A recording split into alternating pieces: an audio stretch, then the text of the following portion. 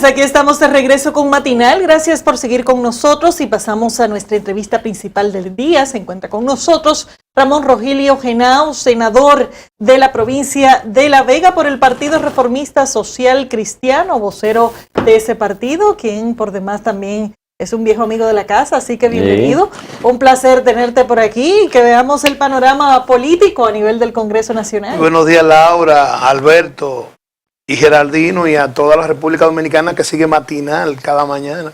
¿Qué va a pasar con este conflicto que hay por el puesto del Consejo Nacional de la Magistratura? El Partido Reformista dice que son mayoría con el PLD.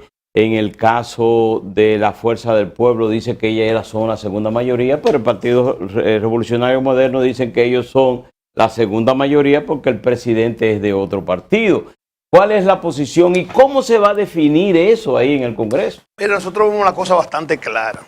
En la República Dominicana no existe libre postulación. O sea, ninguna persona puede aspirar a un cargo de elección popular postulando por sí mismo. Tiene que mediar un partido.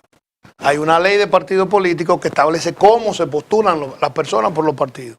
Hay varios métodos: primaria abierta, primaria cerrada, asamblea y delegado. Entonces todo el mundo tiene que pasar por eso. Y en función de eso, el soberano se expresa y la Junta registra esa expresión.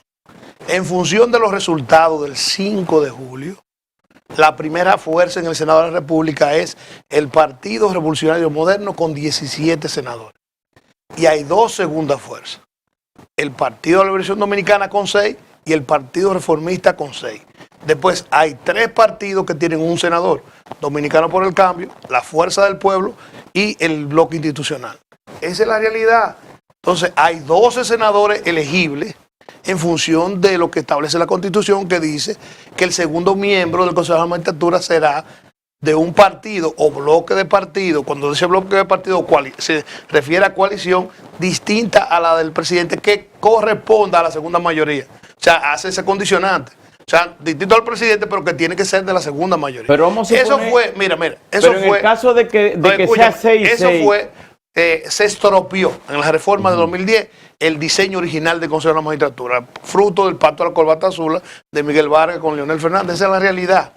Se estropeó, se llevó a 8 y se estableció esa redacción pensando que siempre iba a ser la segunda mayoría del antiguo PRD que lideraba en ese momento. No lo presidía, pero lo lideraba Miguel Vargas Maldonado. Pero ahora en ese escenario estropeado, como te refiere, la realidad que tenemos es una conformación de unos bloques en los cuales está la discusión de si la mayoría que hay que tomar en cuenta es a lo interno de esos bloques o si es el derivado de las reglas electorales que son externas al Senado de la República. Es que no puede ser en función de otra cosa que no sea la expresión genuina del soberano, que la certifica la Junta Central Electoral, porque si no, esa primera mayoría se fragmenta y crea la segunda al mismo tiempo. Eso no es así. O sea, no es por lo que usted diga. Pero no es porque cada cual lo diga, es que la misma Constitución hace referencia expresa a los bloques.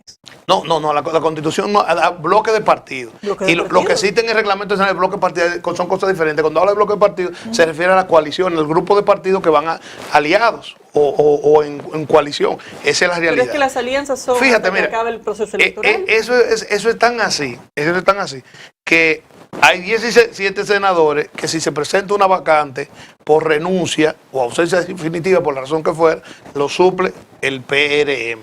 Hay 6 senadores que si se presenta una ausencia definitiva, lo suple el PLD, otros 6 el Partido Reformista y solo uno la Fuerza del Pueblo, que es el senador de San Cristóbal, y solo uno Dominicano por el Cambio, y solo uno el vice. Esa es la realidad. Senador.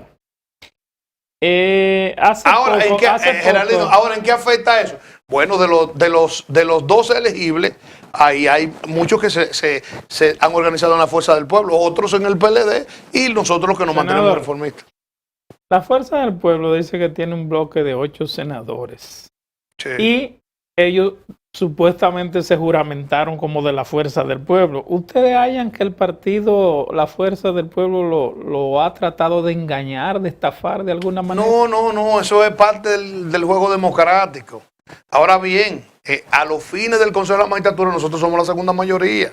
No queremos que ninguno ninguno tenga que se produzca una ausencia definitiva de ninguno de ellos. Pero esa candidatura corresponde al Partido Reformista porque fue quien lo postuló como reformista, no en alianza, lo postuló como propio. Son fruto de una asamblea de reformistas, está registrado en la Junta, no lo estamos inventando. Su formulario de aceptación de candidatura, notarizado, es del Partido Reformista, o sea, aceptando la candidatura a senador por el Partido Reformista Social Cristiano, y lo firmó un notario después que ellos lo rubricaron. Esa es la realidad. Ramón. Pero nadie está obligado a permanecer, pero la realidad es esa. Entonces nosotros somos la segunda Pero mayoría. ellos parten del principio de que lamentablemente en nuestro país el cargo es del legislador, no del partido.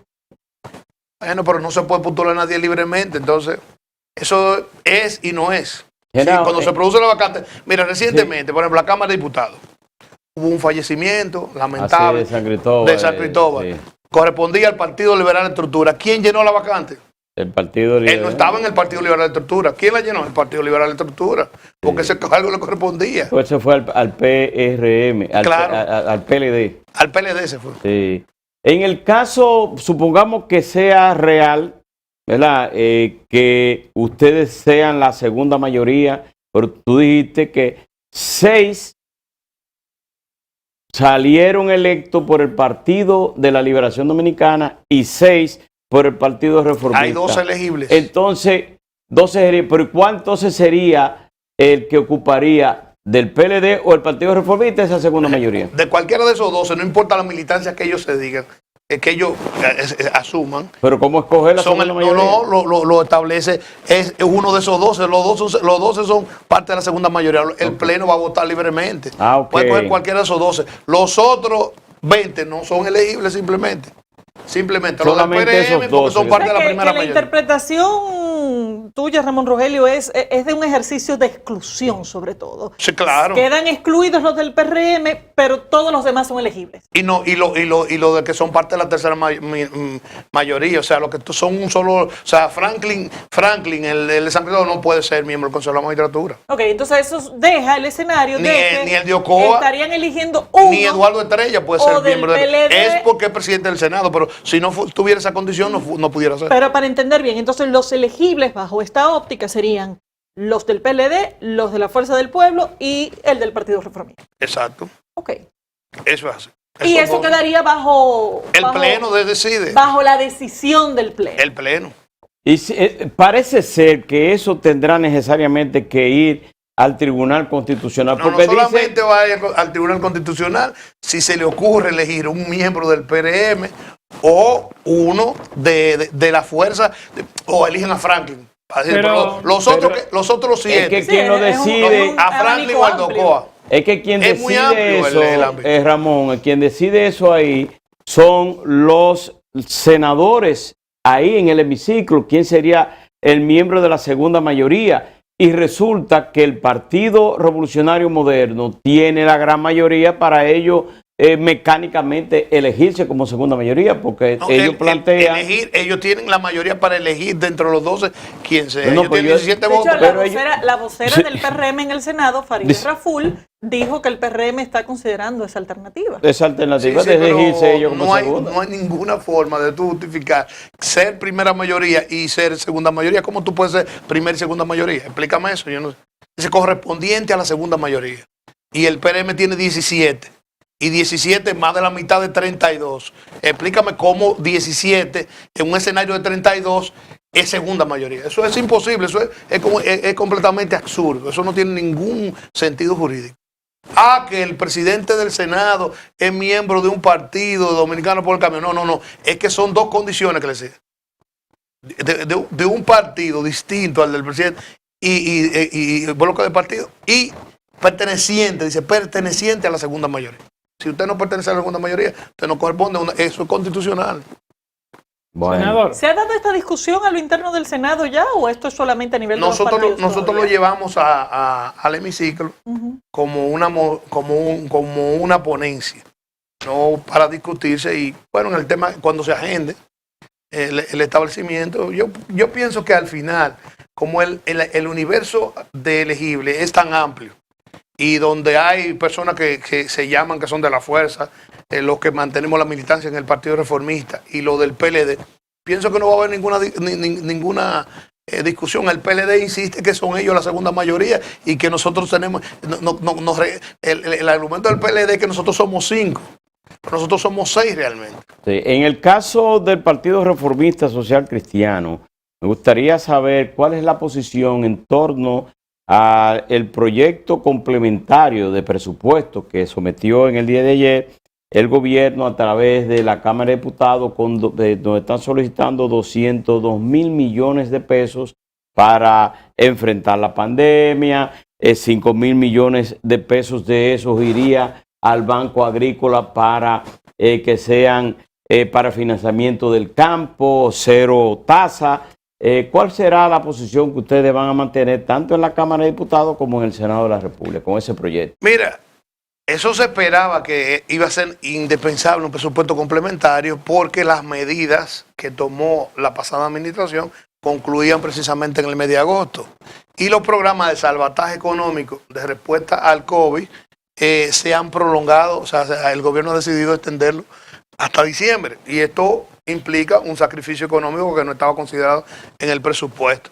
Nosotros no hemos hecho el análisis en detalle, pero las medidas en términos generales son correctas. O sea, tú no puedes, en el nivel que mantiene la pandemia en el país, o sea, eliminar el salvataje económico que tú le tienes porque se siguen perdiendo empleo y esa es una forma de mitigar esa realidad. Igualmente, la acción que anunció en su estreno el presidente de la República de destinar 5 mil millones de pesos tasa cero a través de financiar productos de ciclo corto y la agricultura para garantizar los mercados, la seguridad alimenticia en los mercados al interior del país, también es correcta. Nosotros entendemos que lo ponderaremos, pero lo vemos con buenos ojos esa acción. Y era indispensable un presupuesto complementario por la situación que estamos. El tema de que la Cámara de Diputados va a conocer el Código Penal poniendo a un lado las 3 causales, ¿cómo ustedes lo ven? Mire, las 3 causales nunca debieron estar en el Código Penal. Ah, no. Porque nunca debieron estar. Eso tiene estancado en el Congreso Nacional por casi 2 décadas. O sea, que ustedes prefieren no conocer las 3 causales. No, es que ese nunca debió estar. ¿Y cómo debe Pero ¿cómo es posible? eso, Mira, ¿cómo es entonces? posible, Geraldino? Acabamos de ver un espantoso crimen y vemos que los delincuentes cumplen penas y vuelven, que la condena, la sociedad la encuentra que son leves, porque no existe la reincidencia, el castigo a la reincidencia, porque no existe cúmulo de pena. Entonces nosotros vamos a estar por un asunto que es sanitario, que es de salud, atrasando un código que ya está obsoleto y tratando de traer al debate legislativo un tema que es constitucional. O sea, el derecho a la vida está definido en la Constitución. El derecho a la vida está definido en la Constitución. O sea, aquí en la República Dominicana no hay ninguna posibilidad de legalizar el aborto electivo. El aborto electivo no tiene posibilidad de legalizarse hasta tanto no se... Que no es el caso, no es lo que se está proponiendo. Lo que se está proponiendo... Eso es electivo. Es una tipificación con una serie de causales. Entonces, la posición del Partido Reformista... Pero al final es aborto electivo. Será dejar la tipificación del aborto a nivel del Código Penal y sencillamente vender la ficción de que las 3 causales se van a conocer aparte. No. Nosotros entendemos cuando se plantean las 3 causales también le vamos a hacer la contra. Ustedes no quieren las 3 causales y punto. No, nosotros... Ustedes quieren que el artículo se deje así, tal como está. Exactamente. Claro, porque real y efectivamente, o sea, en la República Dominicana, un profesional de la medicina, cuando esté en riesgo la madre y no puede salvar los 2, puede interrumpir un embarazo y no tiene ninguna consecuencia. Eso no lo la Constitución, la Constitución lo permite. Pero lo que no puede decir esa mujer, sáqueme ese muchacho. Porque por la razón que fuera. Eso o sea, no. que los Ahora, si llegó ahí, el médico puede tomar la decisión. ¿Usted cree que los legisladores tienen el derecho de decidir lo que debe hacer una mujer o un médico? No. Lo que no tienen los legisladores es el derecho de violentar la Constitución. A menos que en una reforma. Ahora, si usted en una reforma constitucional, usted establece la posibilidad de que eso pueda ser variado, eso no se hizo. Eso fue una discusión bastante amplia en la reforma del 2010. Pero los 2010. legisladores violentan la Constitución a cada rato. Bueno, gracias. Todas las intervenciones que el Tribunal Constitucional tiene que hacer constantemente. Eso no significa que esté bien. Eso no significa que esté bien. Porque precisamente los juramentos de los funcionarios de elección es cumplir y hacer cumplir la Constitución y las leyes. Así juró el presidente, así juramos los senadores, así juramos los diputados. Pero esa es la interpretación de algunos legisladores de lo que dice la Constitución. Entonces, al final del cuentas, en realidad esta propuesta nueva del presidente de la Cámara de Diputados nos deja exactamente en el mismo sitio en el que habíamos estado antes. Mire, las causales no vinieron con el proyecto original de Código Penal. Eso ustedes lo saben. La causal es un invento de la administración anterior. Bueno, el presidente de la República, Danilo Medina, cuando devolvió, lo observó con la causal y dijo que pero había no tenía las causales. Las causales fueron pero el tema con no es de Danilo Medina, el tema es un reclamo mucho más amplio. De una agenda que hay, una agenda internacional donde la República Dominicana no ha comulgado hasta ahora. Gracias a Dios. Nosotros somos pro vida. Senador, y estamos en contra de esa agenda. Senador, eso quiere decir que parece que hay una corriente en el Congreso, porque si no sacan de la gaveta ese proyecto del Código Penal, de aprobar, o sea, existe esa corriente de aprobar ese Código Penal tal y como fue concebido anteriormente de la observación del presidente Danilo Medina. Nosotros queremos pensar que existe la voluntad para darle salida a un tema que es fundamental. Si a cualquier dominicano, conocedor del derecho, le preguntan cuál es la legislación más importante para el combate de la criminalidad, la delincuencia, incluyendo la corrupción. Es el Código Penal, señores. Y ese código tiene 2 décadas. 2 décadas. Y su último obstáculo, su gran piedra en el camino, ha sido la insistencia de establecer en él las 3 causales. O sea, establecer a través de las 3 causales el aborto electivo, porque eso es aborto electivo. Pero en el caso, ¿en qué daña el código? ¿En qué daña decir, miren, este aborto, o sea, la ley del aborto, podemos hacerla aparte, sacar el aborto de este Código Penal, ponerlo aquí con sus 3 causales para conocerlo de manera individual y vamos a probar que este es uno de los mejores proyectos de ley que haya hecho el Congreso Nacional, que es ese código, porque ahí se está estableciendo cosas que no existían. Entonces, aprobamos esto, dejamos el aborto junto con las 3 causales y la hacemos en una sola ley. Ya listo, mire, qué fácil. Sí, pero es que dejar el aborto, así como tú lo planteas, es despenalizar el aborto. Y eso no es posible en la República Dominicana. ¿Dejarlo para una ley especial? No, las causales pueden ser parte de una ley especial. Pero la despenalización no. Sí, se dejan las causales solas sin la tipificación, eso es puro entretenimiento. Bueno, pero si el aborto... Si hay un ejercicio realmente no está tipificado de los legisladores, que lo legislen todos juntos. Si no se tipifica el aborto, entonces usted lo está despenalizando, señores. Nosotros no estamos a favor, ni vamos a estar nunca a favor de la despenalización del aborto. El aborto electivo no puede existir en la República Dominicana, en función de la Constitución que tenemos. El que quiera eso tiene que plantear una reforma a la Constitución que defina el derecho a la vida, redefina el derecho a la vida.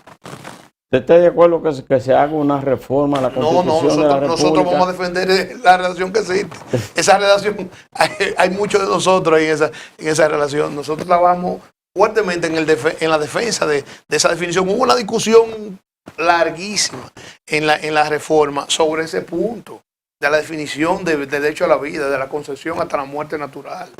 ¿Qué le parece la decisión del gobierno? En esa definición, mira, sí, desde la concepción hasta la muerte natural, ahí no cabe el aborto, ni cabe la pena de muerte, ni los ajusticiamientos, ni nada de eso. Eso nada, no cabe ahí. Brevemente, pues ya tenemos, ya está al final del programa. La decisión del gobierno de aperturar el año escolar el día 2 de noviembre, el 18 de septiembre, orientación a los profesores, entregar actos y hacerlo a distancia. Pero yo pienso que es lo único posible en la situación que tenemos. Quizás nosotros lo que no entendemos un poco es por qué se le da una flexibilidad para inicio más temprano al sector privado, porque tú estarías estableciendo a los colegios privados, estableciendo como una especie de dos tipos de estudiantes. Eso, y entonces, después que tú dices eso, dice que tienen que concluir al mismo tiempo. O sea, pueden empezar antes, pero tienen que concluir. Eso no, como que eso no tiene un sentido, porque realmente es una discriminación que tú estás haciendo cuando la mayoría de los estudiantes son del sector público. Entonces tú le estás permitiendo, no le dices cuándo, sino que pueden empezar antes del 2 de noviembre, pero tienen que terminar al mismo tiempo. O sea, eso no lo entendimos un poco, pero realmente el paquete de medidas es lo posible en la situación que tenemos.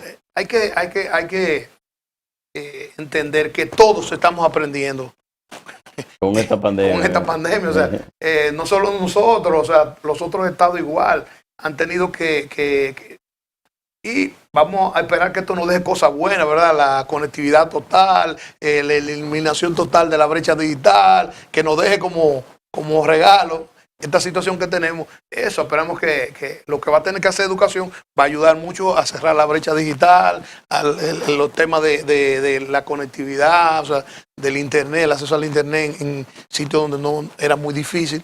Habrá de garantizarse a través del Ministerio de Educación, en coordinación con las otras entidades, para que todo el mundo pueda tener acceso y pueda formarse. Bueno, pues muchísimas gracias, Ramón Rogelio Henao, senador de la República por la provincia de La Vega. Un saludo a todos los veganos que están viendo en las 13 geodemarcaciones, en los 4 municipios, la concesión de La Vega Real, Jarabacoa, Constanza, Ima y los 9 distritos municipales.